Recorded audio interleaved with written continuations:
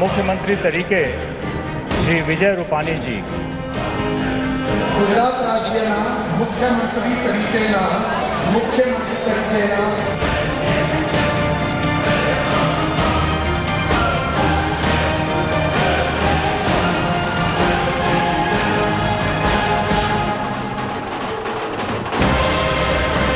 देखिए, गुजरात और हिमाचल प्रदेश के चुनाव ने इस बात को साबित कर दिया कि 2019 में कोई चुनौती नहीं है।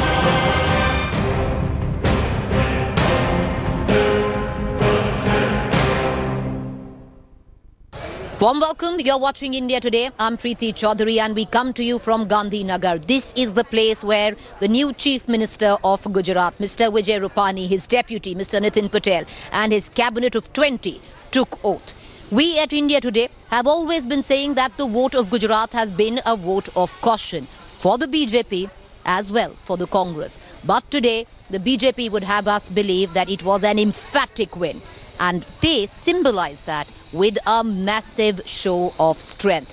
As the new cabinet took oath right behind me, here were thousands of people gathered waiting for that oath to happen. And what was most interesting is, as the 19th BJP Chief Minister took oath, most of the 18 Chief Ministers of the state stood by watching along with the tallest of its leaders of the BJP, its allies like Nitish Kumar and its many cabinet ministers.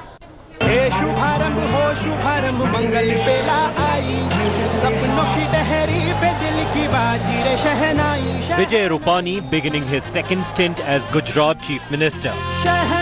Prime Minister Modi, top ministers in attendance. 18 Chief Ministers of NDA-ruled states sharing the stage. Marking the parties, BJP kicked off a mega celebration.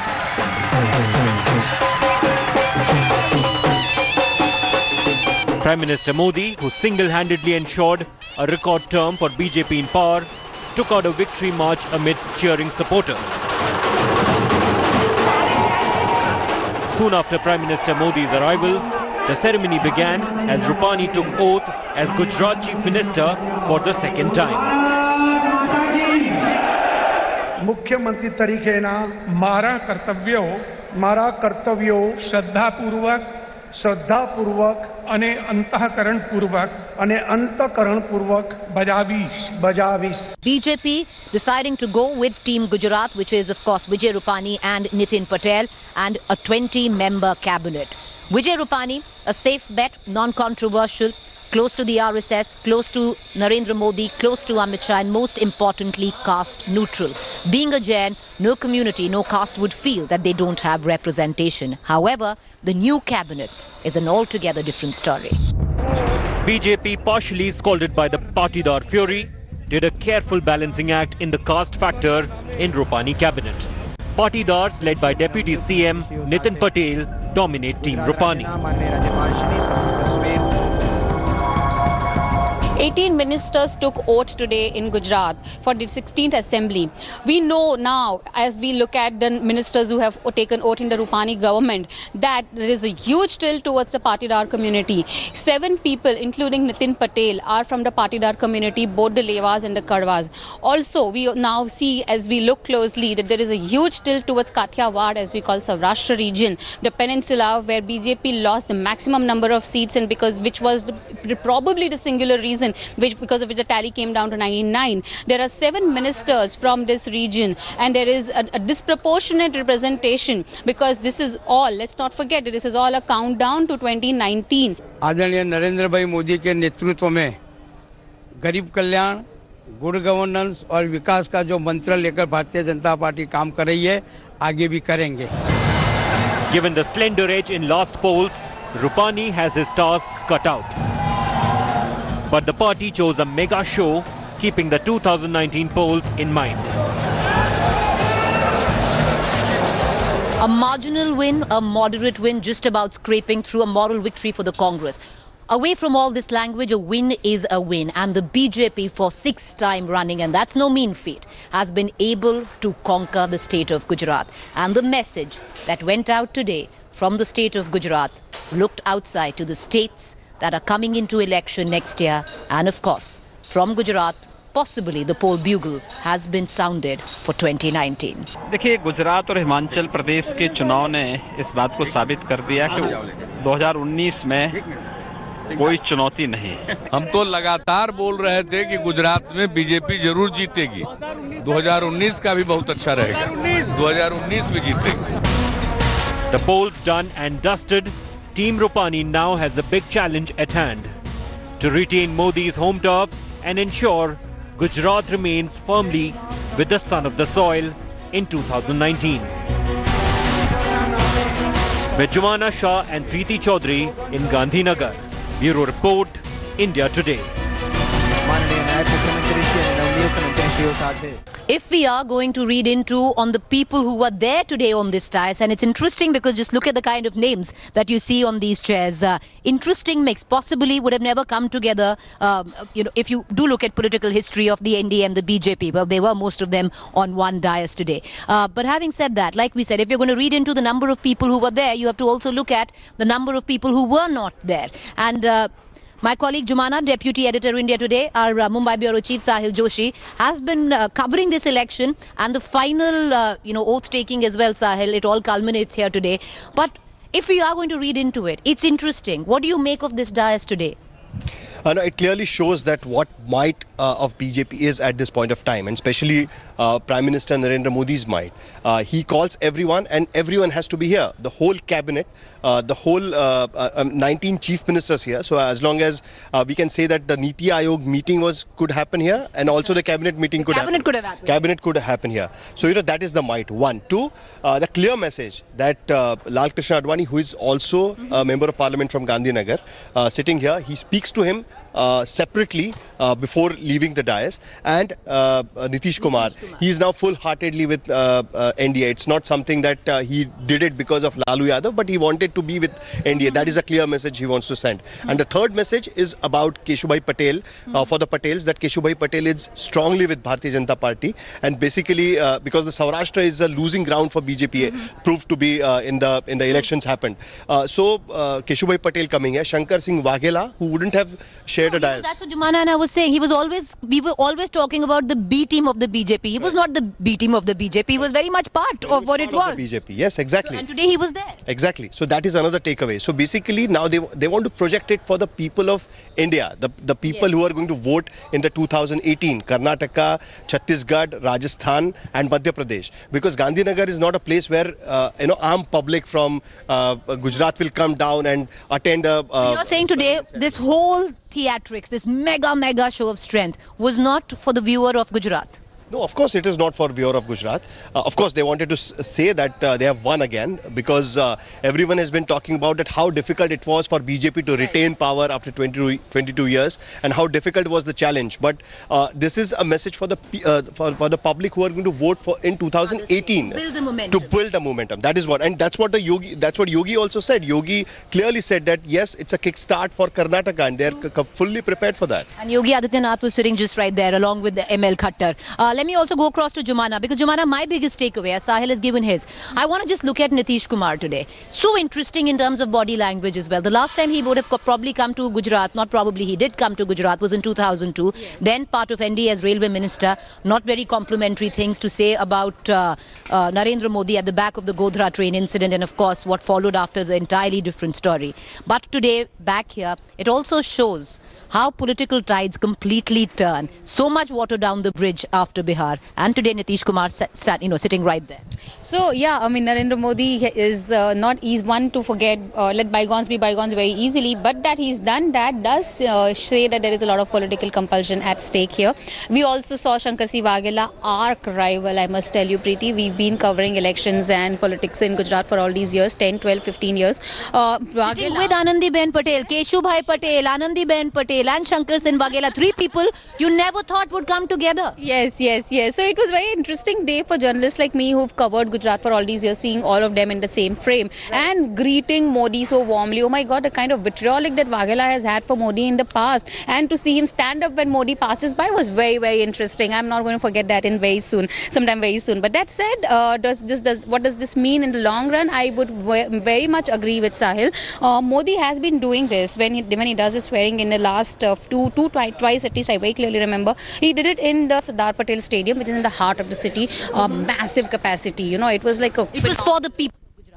Yes, it was not for the people of Gujarat. Yes, yes. This is for, our cameras, our visuals, our viewers out there, to tell them that, look, we are united, we are important, we are big, and we are people to reckon with. You do not mess with us. So one of the things that Modi used to talk about in his speeches also, that, it's your man. He said this in Gujarati, that it is your man who is going to be watching out for you in Gujarat, and your man watching out for you in the center also. So for the traders, for the middle class community, for the industrialists, that's very, very important. And this is the message he's giving out to all the other states also, that I'm the guy at the center and I'm going to be ruling your state as well. And this is what he's saying. All right. Okay. So, Sahil, your biggest takeaway now, not just, of course, all the states which are going into election next, a possible message being sent out from here, and also 2019. Let's not forget, we're just about a year and a half away from another election. Absolutely. And 2018 results would definitely decide what is going to happen in 2019, because somewhere BJP also knows inside that Congress has built up that momentum against BJP in Gujarat itself, and it was a very tough election for them. No one is now talking about Mission 150, which they used to talk before. They used to think that it's going to be a cakewalk, but it proved to be completely other way around.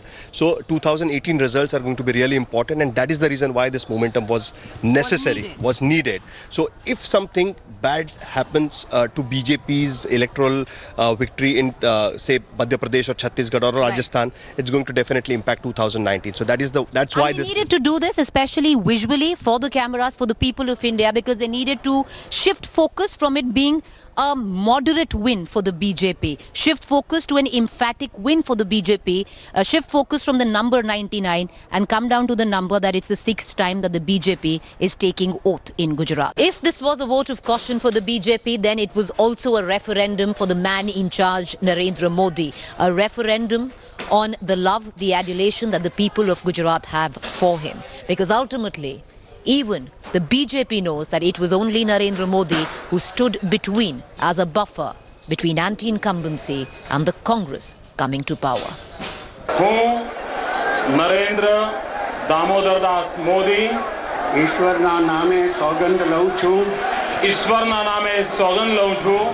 Always in the background and yet instrumental in building the Bharatiya Janata Party in what is today called Hindutva's original laboratory, the state of Gujarat, Narendra Modi, who had never been an MLA, rose to pole position when Atal Bihari Vajpayee in late 2001 offered him the job of governing the state.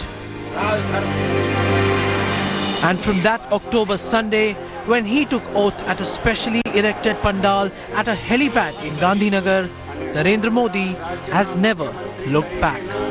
અને હું ગુજરાત રાજ્યના મુખ્યમંત્રી તરીકેના મારા કર્તવ્યો શ્રદ્ધાપૂર્વક. He was born as the third child to Damodar Das and Hiraba Modi in a small single-story house in Vadnagar. In his early days, he wasn't particularly gifted either, and yet there were many who saw a determination in those eyes. Chanakya's words that a man is great by his deeds and not by birth ring true, don't they?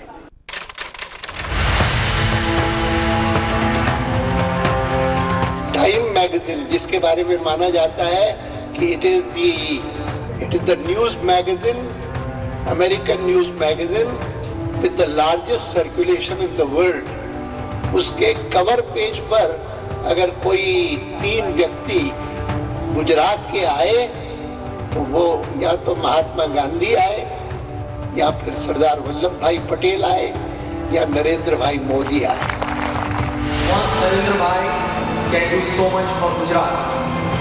Imagine what is the possibility for India by having Narendra Bhai as the next leader of India. अगर इस देश में कोई CEO है जो कि एक company नहीं, एक सेक्टर नहीं, एक स्टेट, एक कंट्री चला सकता है, वो Shri Narendra Modi.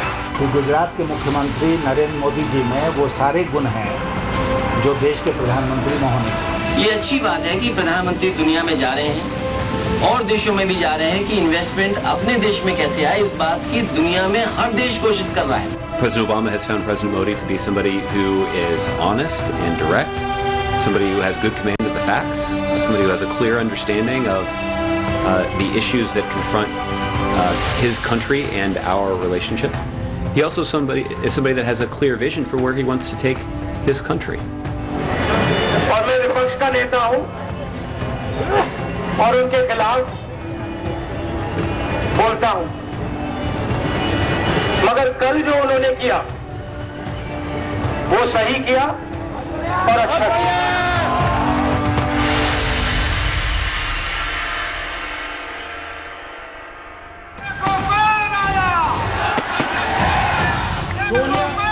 It does not matter which side you look at the picture from.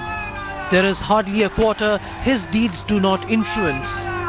His initiation into politics may have started with him enrolling as a Bal Swayam Sevak in the RSS in Gandhinagar, some say at the age of 6, but his work, his journey has since moved on, and how? As someone who has risen through the ranks, Narendra Modi understands the meaning of the word connect.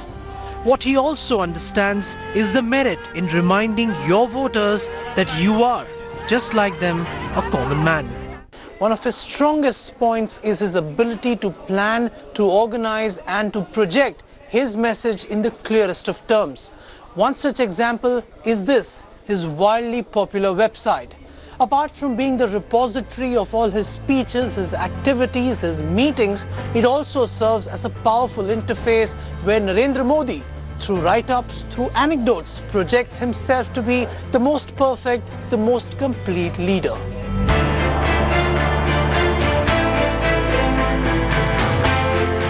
Fully aware of rising India's increasingly younger voters and bypassing what he felt was a hostile journalistic fraternity, Narendra Modi was among the earliest politicians to invest in and reap the dividends of the rapidly evolving social media scene.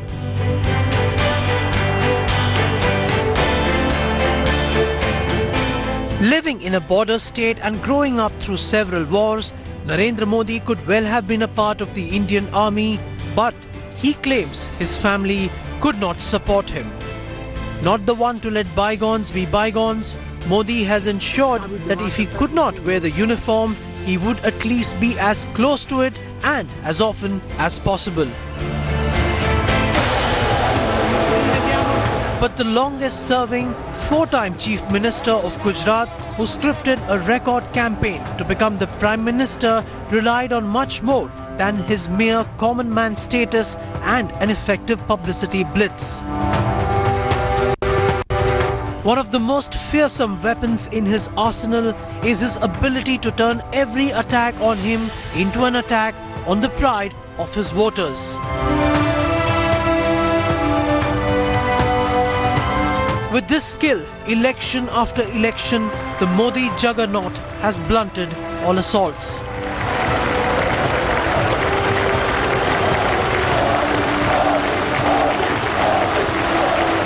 Coming in after our report on injury marks on Kulbhushan Jadhav's neck and ears, sources have confirmed that even the mother of Commander Jadhav felt that he did not look normal at the time that she was meeting him inside the Foreign Office in Islamabad. In fact, Jadhav's mother even asked him about the scars. He seemed restless, quite clear he was speaking under duress.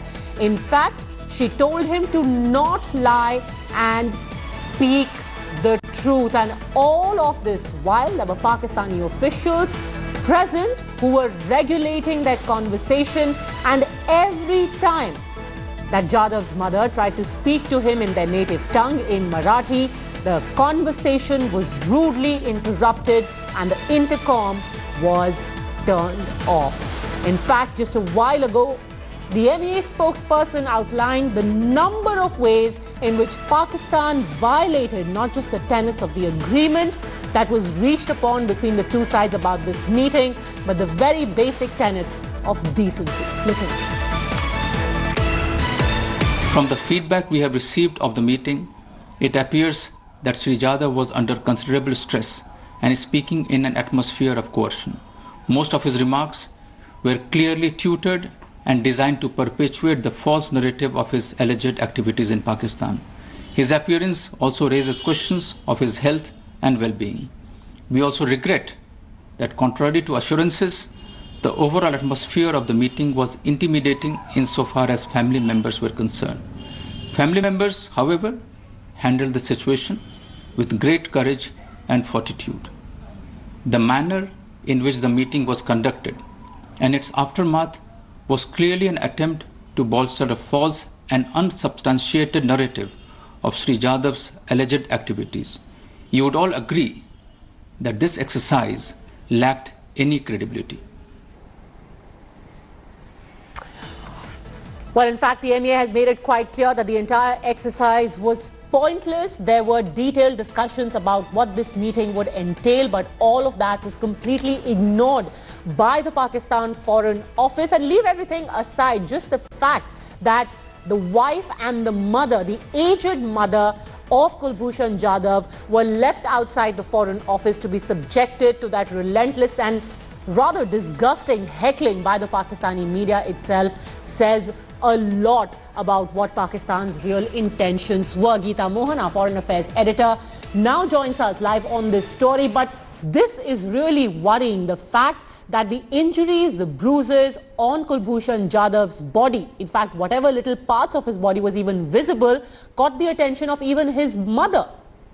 Well, that's right, Padmaja. What we know is that, and what sources have told India Today, Padmaja, is that the mother really noticed scars on his face and asked after the injuries that she could see on his head, and that really goes to show that she noticed the differences. Sources also tell us that he looked very different. He looked like he was under stress, according to the mother, and he was absolutely restless. He got up at one point in time during the conversation. So yes, there is enough evidence to prove that this man is speaking absolutely under duress, and not just duress. It's not just mental pressure. We're talking about physical torture over here as well. And seems like Pakistan also has a lot of answering to do in terms of the treatment meted out to the family members of Kulbhushan Jadhav, Padmaja, given that they are calling it an act of humanity. Oh, absolutely. And in fact, that is a very clear pattern that is now emerging, that this was an effort at creating a narrative, a grand gesture, as the Pakistan Foreign Office called it yesterday, Geeta. But this is the worst kind of behavior.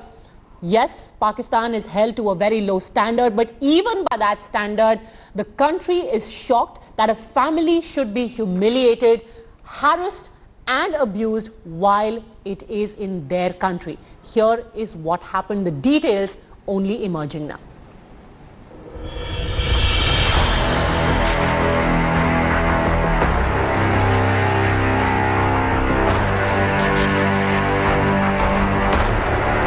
Pakistan heaping the ultimate humiliation, intimidating, abusing and insulting the family of Kulbhushan Jadhav, even forcing his wife to remove her Mangal Sutra, bangles and bindis, rebuking a mother against speaking to her son in her native tongue Marathi. Pakistan even forcing Jadhav's wife and mother to change into new clothes before meeting him. If you thought that separating the Jadhav family by a thick glass pane was not enough, you are mistaken. Pakistan did everything possible to strip a hapless family of their dignity.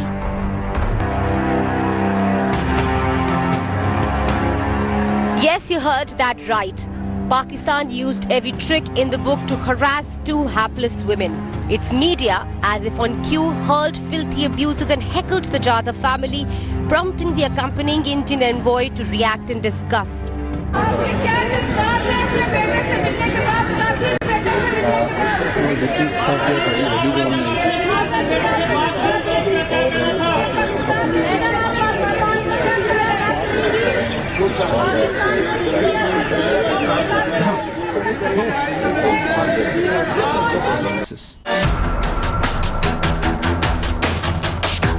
More proof of Pakistan's paranoia. Sources have told India today that Pakistan even regulated the conversation, turned off the intercom every time the mother spoke in Marathi. Jadhav's family was told not to eat or drink anything. When they came out after the meeting, they were made to wait in the car, giving the Pakistani media an opportunity to heckle them. Pakistan has rubbished all allegations, and the ex-Pakistan envoy has defended the media. I personally feel that you all know that Kulbhushan Jadhav was involved in terror activities in Pakistan. He has been convicted for terrorism and sabotage in Pakistan. And despite that, we allowed this meeting to go ahead. So the government of India and the people of India and Kulbhushan Jadhav's family should be thankful. Stripped of all dignity, family members of Kulbhushan Jadhav were humiliated by Pakistan in Islamabad when they went there to meet Kulbhushan Jadhav. But despite the intimidating atmosphere in which the meeting took place, sources tell India today that Kulbhushan Jadhav's brave mother told him not to lie and to tell the truth, to speak the truth, because India stands with Jadhav. This was the only message India wanted to put across. With Hamza Amir in Pakistan and video journalist Ashwini Helen in New Delhi, Geeta Mohan for India Today. All right, my colleague Hamza Amir also joins us from Islamabad. Hamza, other than the defense that we've heard from Abdul Basit, is there any official response that the Pakistan Foreign Office is considering, because the allegations are grave? Well, Padmaja, the Foreign Office has not given any official response to this, though I actually spoke to one of the officials of the Foreign Office, and they said that these allegations are, have not been communicated to the Foreign Office by India itself, and if they are, then they will be responded to accordingly. But, talking off the record, they actually clarified that, all of these things that were done and that as Pakistan is trying to say, that India is making a hue and cry of, is something that was already mutually agreed on. But obviously, at Pakistan, point of view, but officially speaking, Pakistan Foreign Office has not come up with any statement whatsoever. All right, thanks very much, Hamza, for joining us. In fact, India Today, Supriya Bharadwaj spoke to former Army Chief General J.J. Singh over the humiliation of Kulbhushan Jadhav's family. Let's listen in. I have been joined by the former Army Chief, General J.J. Singh. Sir, first and foremost, the question in connection with Kulbhushan Jadhav. How do you see the entire meeting which took place yesterday in Pakistan between Jadhav and his family members? I think firstly, Pakistan should realize whatever they are doing is being watched by the entire world. And their image is at an all-time low. Their credibility is very low. So what they have to do is to act in a very responsible, mature manner to be able to be accepted by the rest of the world. I find that if they allowed his wife and mother to come, seeing the condition of the family, they should show some humanity. That humane approach was not there, according to me. Everything was, very, very, I would say, made difficult for the family. I think Indian diplomacy has come of age. We are now able to take a stand on certain principles in national interest and some of them which are purely in national interest. And I think we have to be more firm with countries like Pakistan who don't follow the rules. Thank you, sir. Well, that was General J.J. Singh talking to us. The journalist Mohsin Supriya Bharadwaj for India Today in Delhi. Foreign Affairs Editor Geeta Mohan continues to be with us, and what is worrying is that the set of shoes which was taken away from Kulbhushan Jadhav's wife has not been returned. The fact that their entire conversation was monitored, even the Indian diplomats telling the family to not eat or drink anything, just betray signs of just how bad the relations are at this point, and any kind of foul play would not be put past Pakistan. Well, absolutely, Padmaja. Look at the distrust. And like you rightly pointing out, the Indian authorities very specifically told the mother and the wife not to eat or drink anything in the Pakistani Foreign Office, given that that it could lead the meeting one way or the other in terms of if there was anything mixed in their drinks. But the more important aspect is that of the shoe that was not returned to Kulbhushan Jadhav's family. Now, why is that? What we're given to understand Pakistan, Padmaja, and you might call it conspiracy theory, but like you said, when it comes to India, Pakistan, and Pakistan in particular, you cannot put past anything when it comes to Pakistan, and that's the only point that one official was trying to make, saying that when Pakistan loses all arguments, then in all probability this shoe will come up and Pakistan will claim that the shoe was bugged, and that's the reason why in all probability the shoe was not returned to the family members of Kulbhushan Jadhav, and which also speaks of the kind of humiliation and disregard to the two women who had gone all the way to Islamabad to meet their family member, to meet Kulbhushan Jadhav. Just stay with me, Geeta. I also want to quickly bring in Shiv at this point. Shiv Arur joining us from the newsroom. Leave aside what was decided in talks between the two sides before Kulbhushan Jadhav's family actually flew to Islamabad. Shiv, leave aside what diplomatic propriety requires of Pakistan. There's some basic decency when you're dealing with family members, when you're dealing with two ladies. Given what happened yesterday, have you ever seen anything like this happen between any two countries? You know, you're right, Padmaja. I think the smallest decencies that Pakistan could have extended in this sham of an exercise to shore up its own public imagery in front of the world has completely backfired on it. Leave aside India-Pakistan hostilities for a moment. The very fact that an old lady, the mother of Kulbhushan Jadhav, the wife of Kulbhushan Jadhav, have gone to that country. It's already a traumatic experience. They already know that their family member is on death row. They probably at the back of their minds know that there's no real way out. The manner in which they were treated is not something you see anywhere in the world except for countries that are literally at war. I mean, torture would probably be the next step. I jokingly said on Twitter yesterday that I'm surprised that the two ladies were not handcuffed during that meeting. But given the revelations that have been brought out by the Ministry of External Affairs today, perhaps it isn't so funny after all. The fact that the shoes were stolen, the fact that they had to change their clothes, the fact that Marathi wasn't permitted to be used during that communication is all extremely shocking stuff, especially since Pakistan made a huge hue and cry and a big show of this being an honoring of their commitments and something of a humanitarian gesture. If they hadn't said all that, if they hadn't showboated about this being something to shore up Pakistan's image, perhaps it would have been understandable. But this has completely exploded in their face. Absolutely. And to think yesterday we were getting upset about there being a glass partition, who would have thought that Pakistan was actually up to much worse? But then we should have seen it coming. For now, thanks very much, Shiv and Geeta, for joining us. In fact, there's another reaction. Khushbu Sundar of the Congress reacting. I have been joined by Congress's national spokesperson, Ms. Khushbu Sundar.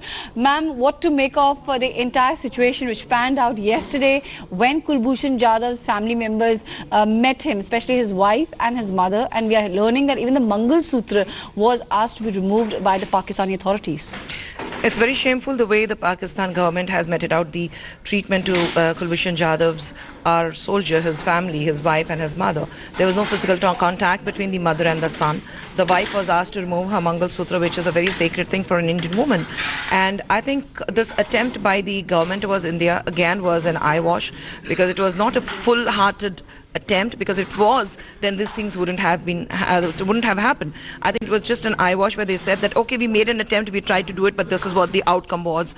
So I would appeal to the government of India, I would appeal to the Prime Minister of India, Narendra Modi ji, saying that, please, it's your sisters. In every speech you keep saying bhaiyon or behno. So, his family members, the women of his family are your sisters. So please do something when your women sisters are insulted in this country, and that too on an offshore. So I think you need to speak, you need to act very strongly, send out a message very strongly to Pakistan, and ask the Pakistan government to offer an apology to Kulbhushan Jadhav's family. So you somewhere feel that the Pakistani authorities should apologize to his wife and mother? Yes, they should, because this kind of treatment is not acceptable. I'm sure no country will accept if this kind of a treatment is meted out to the women or any citizen of their country in India. They will make a huge hue and cry about it. So why are we keeping quiet? Just giving a statement from the MEA is not going to help. We need to act upon this. Right. Well, this is what the senior Congress leader has to say on the entire matter with video journalist Mohsin. Suprabh Bhardwaj for India Today in Delhi.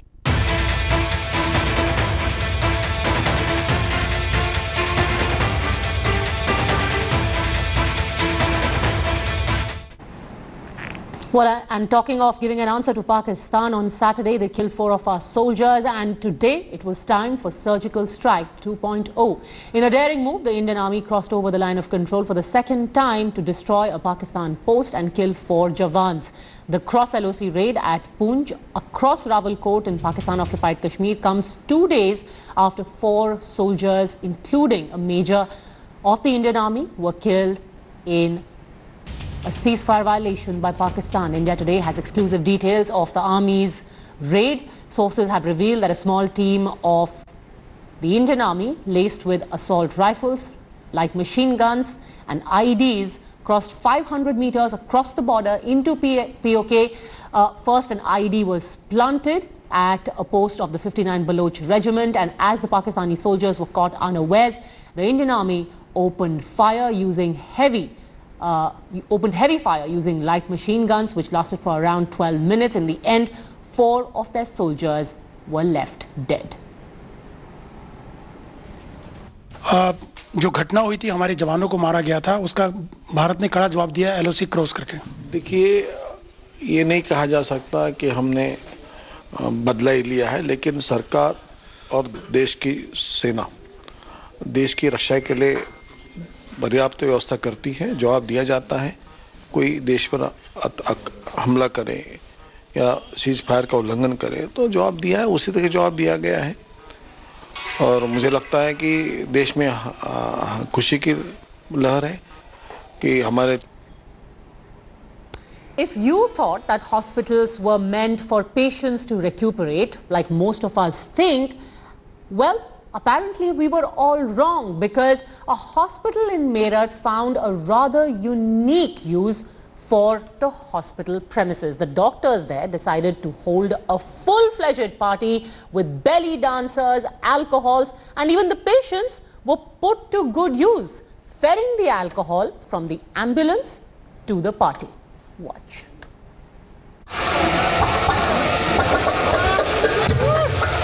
Music, exotic belly dance, liquor flowing. This was any regular party, then think again. Welcome to Meerut's Lala Lajpat Rai Medical Hospital. The men and women on your screens are doctors at this state-owned medical college. And when they decided to party, they made sure the hospital turned into one big party venue. To ferry patients, ferrying alcohol. Patients, many serious ones, were forced to turn bearers to carry alcohol from the ambulances to the wine counter. And if that was not enough,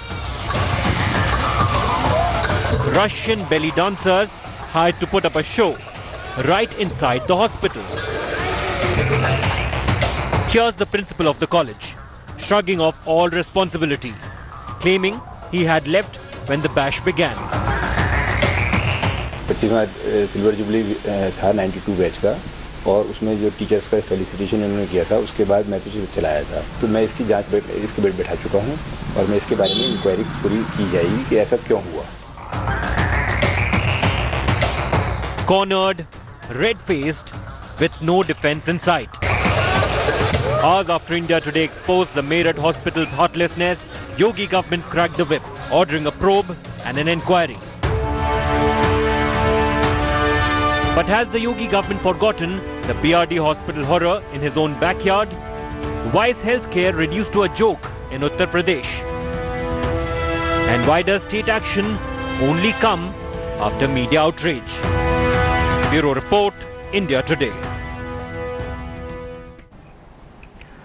The only silver lining is that finally the Yogi government has taken note, and a notice has been issued to those doctors who organized this sickening party. However, do you really buy the argument of the chief medical officer that he had no idea that this party with music, belly dancers, alcohol was actually going on the hospital premises?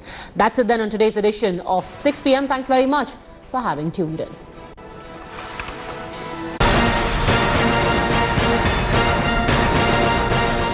Thanks for watching the video. For more such news and updates, please like, share and subscribe to India Today. Also check out our other great videos from our channel. We know you will love to.